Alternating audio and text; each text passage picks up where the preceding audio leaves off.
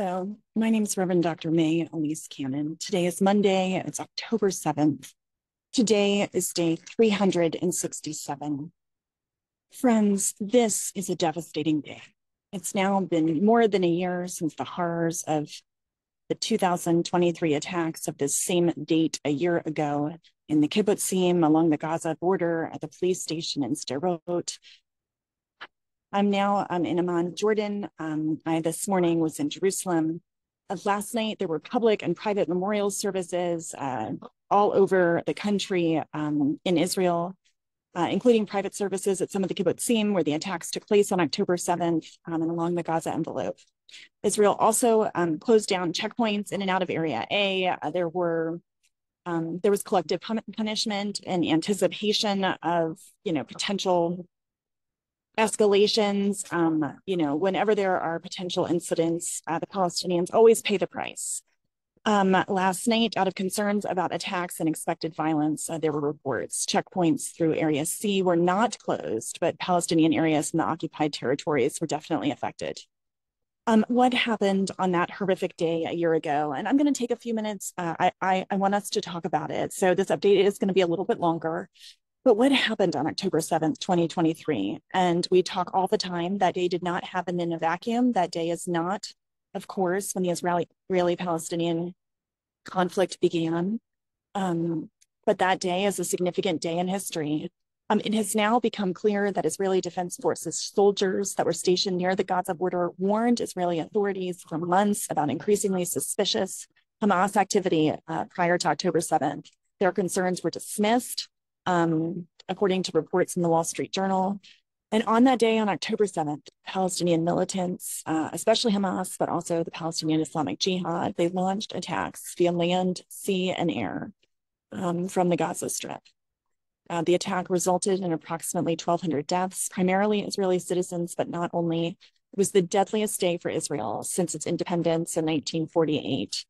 More than 240 people were taken hostage into Gaza that day. The next day, Israel declared itself in a state of war for the first time since the Yom Kippur War in 1973. The attacks took place on a Jewish holiday that closes the autumn Thanksgiving festival of Sukkot. Many IDF soldiers were on leave. And so when I spent time at one of the kibbutz along the envelope, one of the things I learned is it took up to 8 hours that day for the Israeli military to arrive. Many of the soldiers were on leave. Their attention was focused on the northern border rather than on the Gaza Strip in the south. And so one of the consequences of that is, the state of Israel promised their people that they would provide security and safety by military might. And if there's anything to learn from October 7th is that, one, that's a false reality. Jesus said in the Garden of Gethsemane, live by the sword, die by the sword. And military control and military might does not bring safety and security. We know that the Gaza Strip has been under a blockade, a horrific blockade that has oppressed the people of Gaza for 17, 18 years. Long before October 7th happened. And so this idea that military deterrence is an effective strategy was certainly proven wrong on October 7th during that horrific day. The assault began at 6:30. There was a barrage of at least 2,200 rockets that were launched at Israel in just 20 minutes. During that opening barrage, Hamas used more than half the total number of rockets that were launched from Gaza during the entire 11-day conflict in May of 2021. The barrage overwhelmed the Iron Dome system, and as the rockets were falling, at least 1,500 militants from Hamas and the Palestinian Islamic Jihad infiltrated Israel at dozens of points by using explosives, bulldozers, so they actually breached the separation wall, which was heavily fortified with smart technology, fencing, and concrete. They took over at one point the Erez checkpoint, which is the primary way most people go in and out of Gaza. They disabled the communication network for several of the Israeli military posts nearby, allowing them to attack installations and enter civilian neighborhoods. Several kibbutzim along the Gaza envelope undetected. They took over the police station in Sderot. Militants simultaneously breached the maritime border by motorboat near the coastal town of Zakim. Others crossed into Israel on motorized paragliders. It's unfathomable that without, having the borders of Gaza closed for so many years, that what they accomplished with so little technology is really unfathomable. About 1,200 people were killed in the assault, which included family attacks in their homes in Kibbutzim, the attacks and the massacre at the Nova Music Festival, where more than 300 people were killed. The number largely compromised Israeli civilians, but also foreign nationals. A March 24 United Nations report found that there was evidence that some of the people at that festival were victims of sexual assault before they were killed. And adding to that trauma was the fact that this was the deadliest day for Jewish people since the Holocaust. Lord have mercy, Christ have mercy. What is known to the world now, in large part as the Israel-Hamas war, began with the Israeli Defense Forces then conducting airstrikes on the Gaza Strip. And the amount of bombs that were dropped on Gaza in the first weeks of the war were more than the amount of bombs that the US dropped on Afghanistan in a year. Following weeks later, by the incursion by ground troops and armored vehicles, within days, Prime Minister Netanyahu said that the goal of the war was the eradication of Hamas, cutting off all food, all gas, all water, all electricity from the people of Gaza. And for several weeks, no trucks were allowed in or out of the enclave. The limited access of humanitarian assistance and aid caused what was already an area that was de-developing, was already an area in crisis, a catastrophic humanitarian disaster that continues to this day. As you know, the ICJ later, South Africa brought charges of genocide to the International Court of Justice, which came back saying that what was occurring in Gaza as a result of the Israeli Defense Forces operations there could be plausible genocide. So what's happened in the past year? Trauma, fear, and abandonment has been felt by many of the Jews in Israel and around the world, and utter deprivation and devastation and mass slaughter across Gaza. Now, a broader Middle East war with questions about what's going to come next. We keep hearing that at any moment now, Israel is going to attack Iran in a counterattack to Iran's most recent attack, which was a counterattack to Israel's assassinations of Hezbollah and the attack in Tehran. So over the last year, roughly 1,200 people killed on October 7th in Israel, almost 9,000 Israelis injured. In Gaza, the death toll is approaching 42,000 people. 41,909 people have been killed since October 7th. And those injured is 97,303 since October 7th. More than 10,000 people are missing, believed to be dead under the rubble.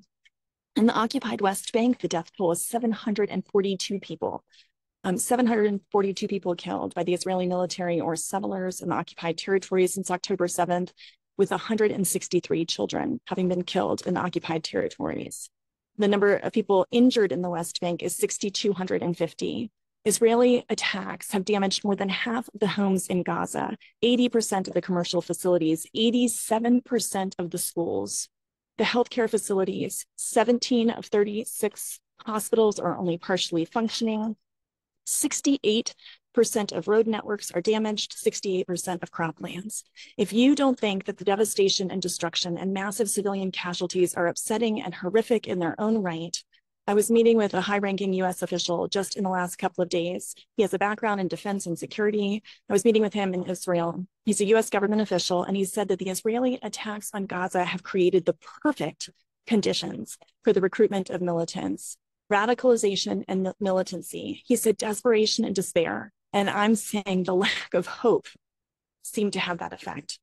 So I wish we could name every child, each and every life, each and every story that deserves to be told. Of all the lives lost this past year, may they motivate us to not give up.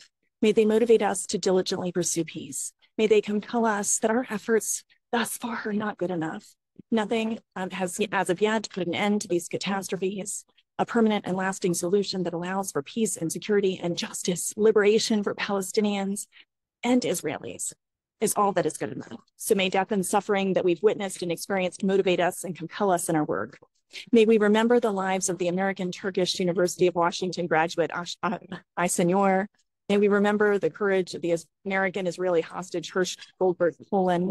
May we keep the memories in our minds of the 6-year-old little girl crying out for help in those hours, Hind Rejab in Gaza. May we remember the sacrifice of the World Central Kitchen aid workers, not because their lives matter more than the 42,000 plus people in Gaza who have been killed, but because of their willingness to sacrifice and serve on behalf of others.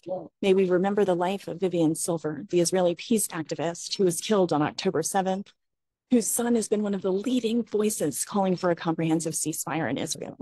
May we remember my friend, Nasser Abu al-Noor, head of the nursing department at the Islamic University in Gaza, who was killed by an Israeli airstrike in February of this year. May each of their lives and memories be a blessing, and may they motivate us in our work. I just want to provide you with a couple quick updates of what's happened in the last few days. It's really, really important because there's a lot happening that's really critical. 2 nights ago, Israel was suspected of launching missiles overnight into Syria that came very close to a Russian airbase that was believed to be housing weapons for Iran. Up to 30 missiles were said to have targeted an area near this airbase, which triggered a round of huge explosions. What's significant about that is that Russia's urging its citizens to leave Israel immediately, following the escalation of the military tensions between Hezbollah and Iran. Reuters reported on October 4th that emails have shown that U.S. government officials expressed significant concerns early on over the Gaza offensive that there was a risk of Israeli war crimes possibly being committed. The Biden official who raised those concerns is no longer with the administration. Lebanon's news agency reported that Israel attacked Beirut's south suburbs of Dahiya over 30 times overnight into Sunday, calling it the most violent night yet since the beginning of the war. And some 40 rockets were fired from Lebanon at Israel since midnight, according to the IDF, saying that it intercepted a drone off the coast of central Israel and 2 off the coast of northern Israel. A rocket attack from Hezbollah onto the northern Israeli cities of Haifa and Tiberias injured 7 people late Sunday, and an additional rocket attack today hit Haifa, targeting a military base, and 10 people were wounded. There's a question of how those missiles evaded the Israeli air defense system. A 19-year-old Israeli border police officer was killed in a shooting at a central bus station in the southern city of Beersheba. And Israeli officials are examining the possibility that Hamas leader Yahya Sinwar and other senior officials might be exiled to Sudan as a part of a ceasefire agreement. The IDF said that it struck a Hamas compound in northern Gaza that was used as a school, and that 24 people were killed in a strike on the school and a mosque in Deir Abdullah, adding that 27 buildings were hit in different IDF strikes across the Gaza Strip in the last 48 hours. Israel's military said that it has encircled Jabalia, northern Gaza, and launched a new ground operation there after seeing signs of Hamas regrouping. I just want to explain the significance of this. This is very important. Israel is expanding its operations in the Gaza Strip. Despite the idea that they're overly occupied in the north, what's being reported and what I've heard from meetings that I've had with people directly in the know is that they're reporting that there's been a Hamas resurgence in North Gaza. And so Israel has called for a complete and entire evacuation in the north. There's currently, as of October 1st, 174,818 Palestinians living in North Gaza. They have been all called to evacuate, and the Israelis are expanding. They've designated that area as a complete hostile combat zone, which means anyone who moves in North Gaza will be considered a militant, a combatant, and so they'll be killed. And the humanitarian designated zones in the southern strip have been expanded. So the situation there is so desperate. We can talk later about the significance of the northern part of Gaza being evacuated. There are reports that the Netzarim corridor is being expanded, which is a whole other story, and we'll talk about that later. If you're not able to join us or have not joined us for the October 7th service of lament, I encourage you to watch on YouTube, join us prayerfully online and watch the video. Share our resources, help spread the word that you cannot be silent. We cannot be silent. If you're a Christian, share with your pastors, your church leaders, your community, elected officials. Say no more, enough, enough, enough, for the sake of all. In Jerusalem, Palestine, Israel, enough killing, death, destruction. Call for a comprehensive and permanent ceasefire, an end to ethnic cleansing, war, and death. Work toward and pray for peace. In the name of Christ, amen.